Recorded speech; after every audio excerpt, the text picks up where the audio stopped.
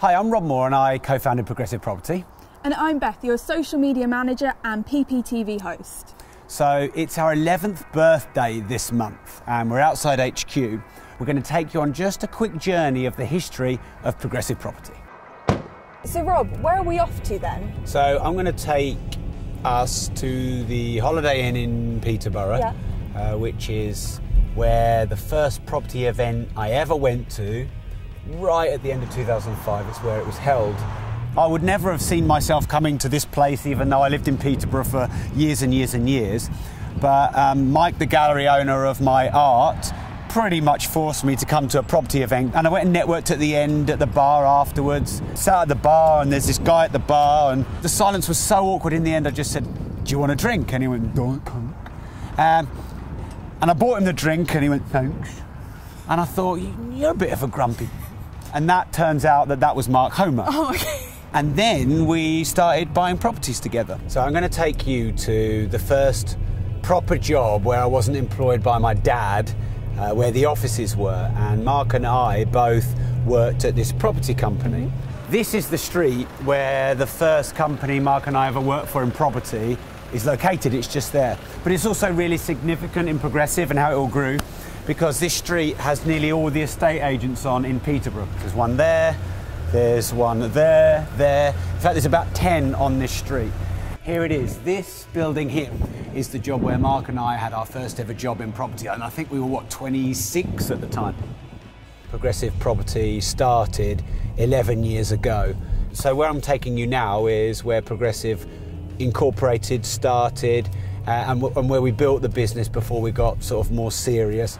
There is where my mum and dad's pub used to be. And I used to work there in my mum and dad's pub before I was an artist, then I was an artist. But it didn't get me very far because I bought the house next door. When I met Mark and we finished at working at that company and set up Progressive, we came back and we set up Progressive Property in that tiny little room there. So you can see it's just literally, we were back to back on IKEA furniture. I was looking out of that window, he had a tiny window that way. And this is where we set up Progressive. So in my house, Mark's mum was our first employee, then my mum, and we put them in my living room because we didn't have any room. So my house was my office, my living room was the office, and then when we hired proper staff, i.e. not family, we couldn't exactly have them all in my house. So that was when we moved out and got proper offices, probably 2 years later. So thank you, Rob, for taking us on a history of Progressive, and thank you all of you for watching as well. But it's not over yet. We do have an interview now with both Rob and Mark about the 11 things they've learned in 11 years. We are here in HQ, where you are now after 11 years. Started in your living room? Yeah, like mine. You've told us many times. So what we're going to do today, well, I'll run through and you'll go in a bit more detail about the 11 things that you've learned. Okay. Sound good? Yeah, go for it, yep. Okay, so the first one, Mark, you say you should always hold property and never sell. Yeah, so obviously this is driven by yield and the amount of income that the property produces. So as long as it's a good yielding property and it's not causing too many problems, and there's not sort of a general issue with the property, and that shouldn't be the case as long as you've bought well. Yep. Then there's not really much reason to ever get rid of it. You generally find that you'll come back to it in 10 years, it'll have gone up significantly, clearly. Probably not the thing to focus on, but even more important than that, you will be able to take income from it, probably for the rest of your life. And I know with properties that we've sold, as I drive past them and walk past them later on after the event, kind of feel a bit regretful. Yep, wish you hadn't sold them up. Wish I hadn't sold. Usually, if you need the money, you can get a bank to sort of raise a little bit more money on them anyway. Inflation obviously pushes the rents up over time, and there's other things pushing the rents up even more at the moment. Clearly, the government have increased taxation and some other things, which means that there are less landlords about, so and less rental properties about. So therefore, rents have gone up and are going up. But in addition to that, obviously, over time prices increase and therefore the value and the rents go up and your debt should go down. Having our 11th birthday, we've pretty much gone through pretty much a full cycle. And when we started together, we didn't have experience of the cycle. So when you've seen it and you can look back, because I remember actually being in the dining room, living room of my house with Mark when prices start to drop, and Mark was probably like, whoa, you know, maybe they won't go up, maybe they won't double every 10 years like everyone says, and they did. And it's just like that, for as long as we've been doing it, they seem to. So yeah, hindsight is a wonderful thing, and we've got a little bit of it now. Now we've got grey bits. Anyway, shall I do the next one? Yes, yeah. Okay, so the next one is you have a model for sustained success. Yeah, in property, yeah. Yeah, the VOFM. Yeah, so I think a lot of people get distracted, overwhelmed, confused, spin too many plates, you know, start stuff, stop it, start, stop, start, stop, start, stop. And actually there are 4 things if you do in property, specifically, but consistently, and they're easy, you will get successful. And they are simply, 1, maintaining the number of viewings. You know, people get really excited, do loads of viewings, a few weeks later the viewings drop. Oh, there's no properties on the market, or they get distracted. You've got to keep the viewings up. Mark still views to this day, and some, you know, he'd view anything he could. You've got to view even when you're not necessarily in the market for buying, because you've got to show the agents that you're still in the market. You sometimes got to view stuff you don't necessarily want, because you want anything if it's the right price. So, you know, it's building a pipeline. Well, exactly, and it's getting out there and getting seen and getting known, and yeah, deals will come to you in 6 months. Mark will tell you sometimes he's had deals that have come to him 2 years later. Really? Yeah. So we've agreed deals that have taken 2 years to complete. Yeah. So you've got to keep the. If anyone's watching, you'll know if you're making good progress because you know you're doing a lot of viewings, and you'll know if it's started to slow. So get your viewings up. Yeah. The next thing, O, is offers. There's loads of people who go out there and view 30 properties and don't offer any. Because, you know, well, I've got to get the perfect price, I've got to get all the money out, I've got to get 30% BMV. You've got to put a decent amount of offers in, and it kind of sounds like common sense. But if you don't want the deal, put a low offer, because any property works at the right price. And make sure you, on a percentage of your viewings, maybe 25% or something like that, you put offers forward. If you haven't yet got the finance, you still put offers forward, because you could put an offer forward and it gets declined. Or it gets accepted, but it can still take months to get the property. Third thing, which is finance. So the F is finance. If you haven't got access to finance, you don't do the viewings and don't do the offers because you don't feel like you've got access to finance. So getting your credit good, you know, getting access to loans, you know, whether that's you know, you got on your Barclays app where you can just click and get your 25 or 35 grand loan. You know, getting JV partners, private investors. You know, Mark, through him and his family, you know, we raised money in the early years, having good bridging contacts, having good commercial bank contacts, being liquid. And then the final thing, which is the boring bit, which has to be done, is M, which is management. You can buy good deals, but if you don't vet tenants properly, you don't get properly inventoried, do good tenant checking, look after the tenants, look after the property, or if you're doing, say, service accommodation, you know, manage that well as a business, then what started well will start to decay. So the next one, Mark. Don't pay trades until work is complete. Yeah, so... you have experience there, I'm guessing. Mate, your main man will probably be watching. Yeah, oh God, he'll ask for commission after this. So, so sort of over the last 10 years, 11 years, clearly we've done hundreds and hundreds of refurbs, developments, you know, building stuff, all sorts of stuff. And a key sort of thing that keeps coming up is, especially now, trades are very busy. There's lots of work for them. There probably aren't enough trades. Lots of them went in the recession, and they went off into other sort of, you know, industries and businesses. So there are probably less of them, and there's quite a lot of work. So increasingly, they're just pick and choosing their jobs, and they sort of dart between each one. Not all of them, but lots of them do.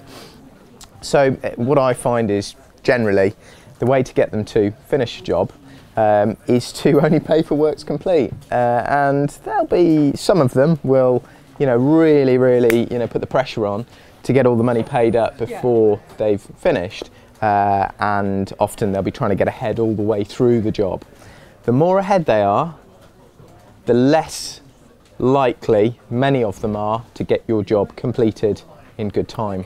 And especially towards the end of the project, if you've paid everything, lots of them will sort of just get onto the next job and not come back.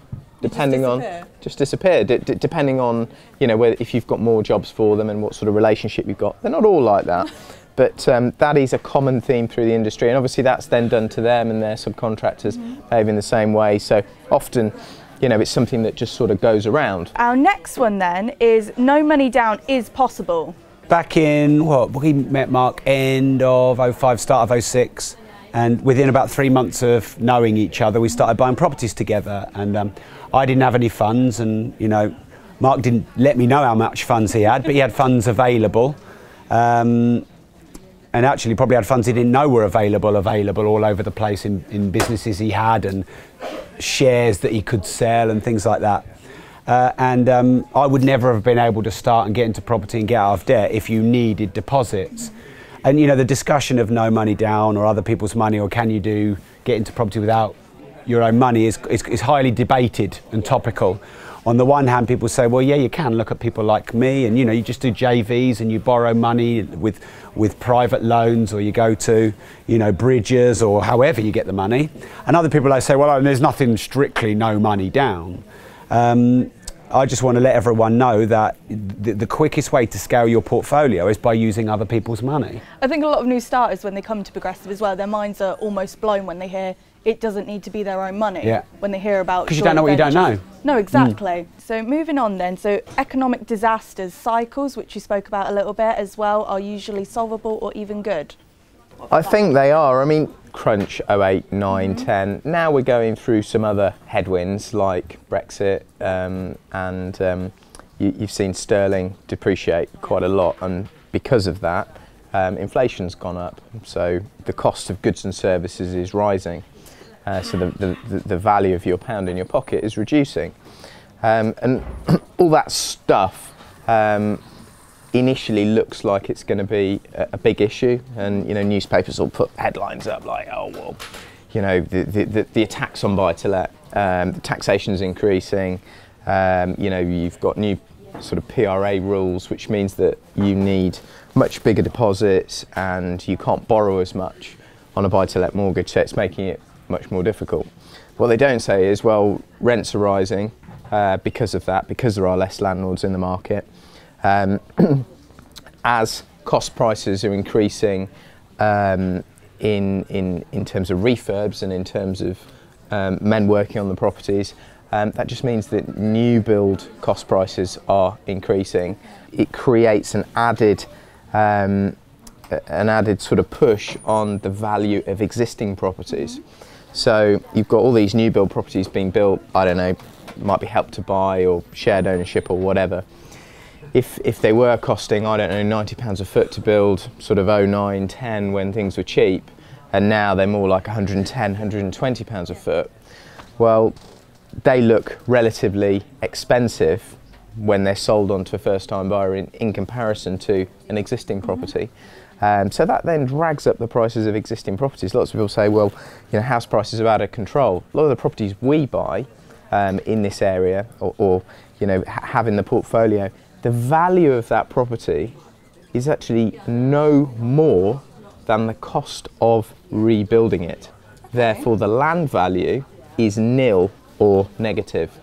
So it could be argued that the increases in the value of the property over the last 2 or 3 years have largely just been driven by the increase in the cost of labour and materials. Move through the strategies, cut your teeth, scale up progressively. There's commercial conversions, there's rent to rent, there's deal packaging, there's these all sorts of different types of option agreements. There's, did I say serviced accommodation? There's obviously single lets, there's standard HMOs, there's, you know, like flatlets, there's there's so many property strategies. And I think that it's very easy to get excited and go for the big glory one. And I've seen quite a lot of people in the progressive community, not really with much experience, talking about 10, 15, 20,000 square foot buildings for millions of pounds. And people always ask me, where should I start and what strategies should I use?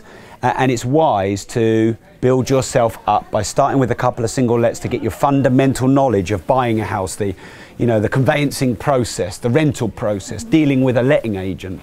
Because it's easier dealing with one letting agent with one tenant than it is 3 letting agencies where you've got 24 tenants in 3 HMOs. And then once you feel comfortable and confident in that, then you get your first HMO and you might do a 6 or even an 8 bed. Once you've done a couple of them, or you haven't got deposits, you might do rent to rents and start with that, which is fairly low barriers to get into that strategy. You know, like Mark bought a lot of single lets before we even did any HMOs. And then we tested a few HMOs before we really scaled it. And our first commercial property that we bought was actually, it was one of these 4 buildings we're in. It was our office. I think it was over there. Yeah. And, you know, Mark bought it very cheap, but also we moved Progressive Property into it. So it's very low risk getting into commercial. We'd not done commercial before. So having a company with good accounts, so I had a decent lease, and moving into it and renting it to ourselves meant we had a guaranteed tenant, which meant we'd solved a problem, and we got it, paid $290 for it or something. We did, it was $290. And it's worth a lot more now. I mean, that was cheap. In fact, the next door one, when we bought that one to knock it through for the training suite, you had to pay a lot more than that, didn't you? Yeah, $400 for that was $390. Yeah, and you didn't like paying $390 for it, did you? Because he paid, but you know, it showed how well he bought it. That the one next door we had to pay, what's that, 35% more when we converted the office into the training suite. This was the old training suite, and we moved it back over here. So the point is, we didn't jump into commercial and try and HMO the cathedral or something like that, you know, and do a big project. And Mark's projects have got bigger and bigger and bigger and bigger, but progressively and slowly bigger and bigger. Dinner party investments, not as good as ugly ones. Yield focus, not bragging rights. So that's such a mark, isn't it? Yeah. So lots of people love to sort of buy properties and then go and tell other people about what they've bought, which is fine. But I generally say that the category of investors that make the least in this space are usually ones that go out and buy stuff because it looks good, and because less sophisticated sort of investors or people who haven't invested before are impressed because they bought a nice shiny sort of house or brand new flat or whatever, and because it says in the Daily Mail or, you know, some other newspaper that this is the latest investment and that's the hot spot and all this sort of stuff. Often it's not the case. Generally speaking, and this is a generalisation, the uglier the rental property, in sort of, you know, a couple of steps up just from the Bronx, is the best stuff to buy from a yield perspective. That's the amount of income that it generates as you know, as a percentage of its value, and I think it's very important to focus on that, and focus on the money, and the money will give you sort of bragging rights if that's what you need. But I've seen that so many times. People will go out and buy a big 5-bed house along a really nice street, and rent it out to a nice family, and they'll end up with a 3% yield, whereas they could have gone and bought 10 small single lets and got a 7% yield. The debt that they borrow, you know, manage to borrow on the £1 million house, 5-bed, might be 400,000, because that's the biggest amount of money that rent will support, because the bank will work out, well, what's the monthly mortgage payment going to be? How much rent do we need to support that? Well, the rent's only this, so therefore you can only borrow 400,000. Whereas if you go and buy smaller, much higher yielding properties, well, you know, they can support a much greater mortgage. So on those you may borrow 750,000. So and I guess as well, you're not tying it all into one property then. So you yeah, have more it reduces the risk well. For sure.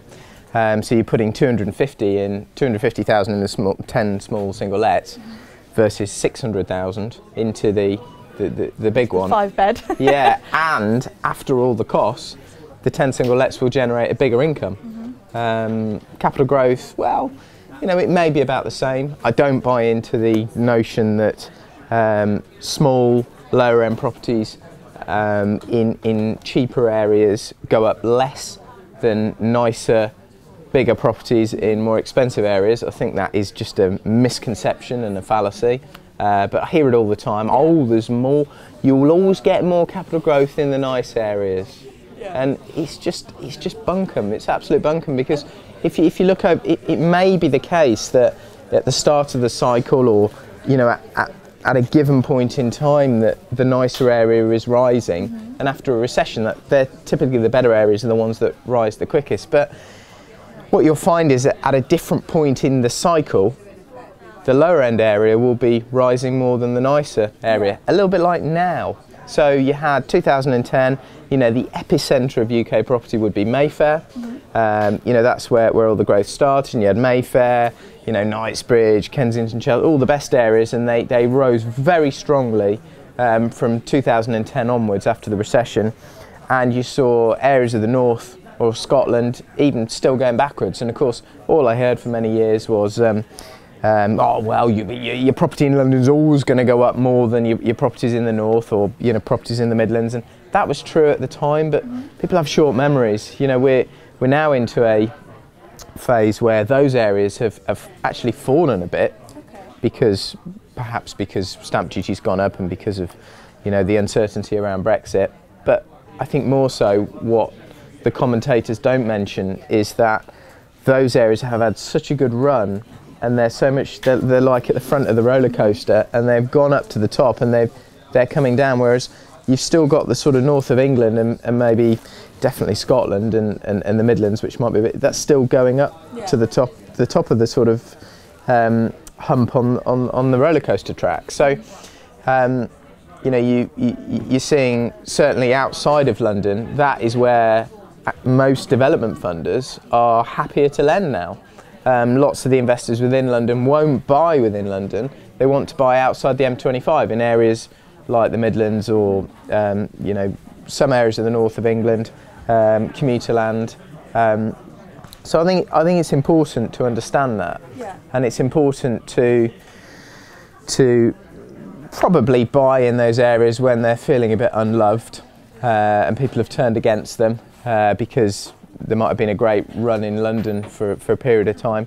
But just remember that, you know, people and the economy and the environment is fickle, and that soon changes. Capital growth, you can't predict sort of exactly when it's going to take place and how much, but over the long run, you can have a pretty good idea of what's going to happen. Mentors, experienced investors will be the greatest assets. Yeah, I think that we're kind of taught in England to work hard, and it's almost like culturally wrong to ask for help. And I think that at Progressive we champion the community and reaching out to people who've been there before, people who've blazed the trail. You know, like Mark was sort of an accidental mentor of mine. When I met him, it wasn't like a plan. He was going to be my mentor and all that kind of thing. But he was far ahead of me. But we were a similar age and we had similar interests. But he was sort of a mentor of mine in that he'd got a lot more property and more experience in business. And the company that he helped me get a job in, the first property company we worked for before Progressive, he'd worked there for a year, so he knew what the boss was going to be like. He knew if the boss had had his coffee, he'd be approachable, and if he hadn't, he wouldn't. And he knew he'd be trying to get me to finish early on a Friday to go down the Draper's Arms, and he knew he'd wanted to take us out and get us drunk on a Friday and Saturday night. And he protected me and taught me. Yeah. He taught me about all the overseas stuff that he didn't think was working, as well as the existing older stuff. And since then, Mark and I have really been sold on the concept of meeting people who are further ahead than you, trying to get a lunch with them. If they've got mentorship services, pay for them. Try and have a call with them once a month. Present your challenges to them and ask them what their experience is. Mark's very good at getting information out of people who've been there before to help him build his knowledge and a better strategy. You know, like, why make the mistakes yourself? People say, don't they, it's good to, you know, make mistakes as long as you don't repeat them. But actually, I think it's not good to make mistakes. It's better to watch someone else make all the mistakes and learn vicariously through those. And Mark sometimes uses me as a guide to go and chuck out there and test all these things and see if it works out. And we like to test things first, or work with people who've already done it. Obviously, you also say we actually do have a lot of content available to people as well. We have books, podcasts, YouTube videos like this, which people can access. They don't have to pay for the advice. Well, a smart thing to do is to consume all of our free information first and get relentless on it. Listen to all of our podcast episodes. Mark runs a podcast, Mark My Words. I run the Disruptive Entrepreneur. We have the Progressive Property Podcast. We have all the Mark's books, my books, the property books. We have a YouTube channel with hundreds of videos. We have the community, and spend a week just gobbling it all up, because you'll actually get 80% of your questions answered. You'll get a lot more clear. Then you'll know which strategies are right for you, and then you can pick the right courses for you, rather than, you know, doing all of them and getting really overwhelmed. Now, that might cost me some money to say that, because obviously we'd like you to do all of our courses, but yeah, we put a lot of free information out there so that people can try us before they invest a lot of money, so that they can connect with us. and just to give you more clarity. Focusing on 1 to 3 strategies and get great. Test new things for 6 to 12 months first. I think if you have loads and loads of strategies that you're trying to engage in and make work and learn at the same time, you can become a busy fool very quickly, and you don't really get good at any of them in any sort of reasonable space of time. So I think it's good just to focus on maybe 2 or 3 strategies. Rob likes to talk about the 70-20-10, where you spend 70% of your time on a main strategy, 20 on another, 10% on another that you've just sort of got one eye on. And I think that's a good way to look at it. I see people get into a new year and often become sort of, their eyeballs are going around looking at all this different stuff, trying a bit of this, dabbling in that, dabbling in this, doing a bit of this, and they find it very hard to spend enough time to go really deep and become very, very good at a strategy. And of course, it takes that to be able to compete with the others who are in that marketplace. Not just testing it and going, it didn't work. Yeah. You don't plant a seed and expect the tree the next day. Yeah. We're in the instant gratification world where everyone expects everything really quick. So the people who continue to do things consistently well for a long period of time, they're separated at rising to the top at the moment. And Mark's taught me that a lot, because I get really excited and want to start everything new. And I think it's probably fair to say I've encouraged Mark to get into a few things which have been good for us. And I think it's very fair to say he stopped us doing plenty of things that I would have got us into, which would have distracted us.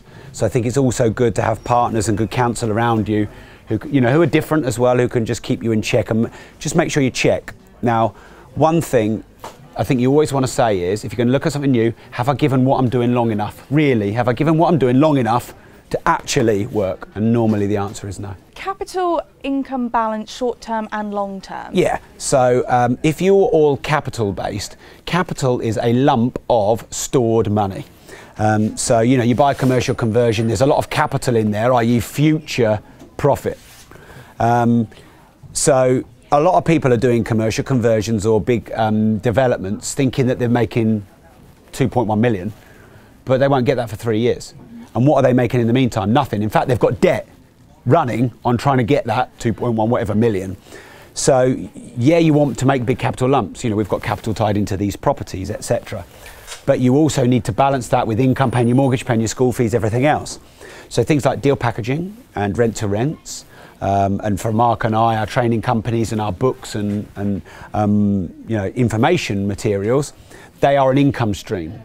Our books don't have a capital value. I couldn't say to someone, hey, buy the IP of my book for 10 million quid. No one's going to do that. But it's got an income value, i.e., we make a net a quid, woohoo, per book. We share it 50-50, but after the tax and everyone else. So we make about 12 pence a book, you and I. We do sell a good, we sell tens, maybe even up to 100,000 a year in books. So it's decent, but it doesn't have any capital value. But we're doing this 85,000 square foot building that is millions of pounds worth of profit. But that's going to take 2 or 3 years to finish. Yeah. So he thinks fine. So it's wise to have a balance of both. And of course, capital is more long term and income is more short term. So yes, often people are all one or the other, and normally they're not much cash flow. Number 11, and that's funds do not produce the returns you will. You can get double digit to infinite. Yeah, so lots of people, when they're looking to make an investment, will go and see an IFA or a financial planner to get clear on what it is they want to do. The IFA or the financial planner may look at their spread of investments currently. They'll probably look at their income streams, they'll probably look at their age and work out what their objectives are and create a sort of portfolio that meets those objectives in terms of risk, in terms of income, and making sure they've got enough money in later life so they don't take too many risks and put capital at risk, which they won't have later on.